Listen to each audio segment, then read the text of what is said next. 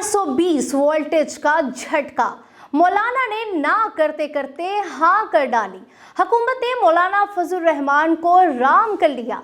तहरीक इंसाफ के कैंपों में थरथल्ली और हुकूमती सफ़ों में बिलाखिर मायूसी के छाए बादल छट गए और शायद फ़लस्तीन से इज़हार यकजहती पर बुलाई गई ऑल पार्टीज़ कॉन्फ्रेंस का मकसद भी पूरा हो गया।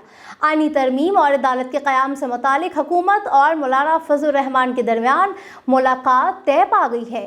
आपको बताते चलें कि ज़राए के मुताबिक आईनी तरमीम शंघाई ताउन तंजीम के इजलास के बाद पार्लियामेंट में पेश की जाएगी। ऐवान सदर में होने वाली मुलाकात में आईनी तरमीम पर तफसीली मुशावरत की गई। मुलाकात में सदर आसिफ अली जरदारी, वज़ीर आज़म शहबाज शरीफ, सदर मुस्लिम लीग नून नवाज शरीफ और मौलाना फजल रहमान ने शिरकत की थी। हुकूमत ने आईनी तरमीम मौलाना फजल रहमान की तजावीज़ से इत्तफाक कर लिया।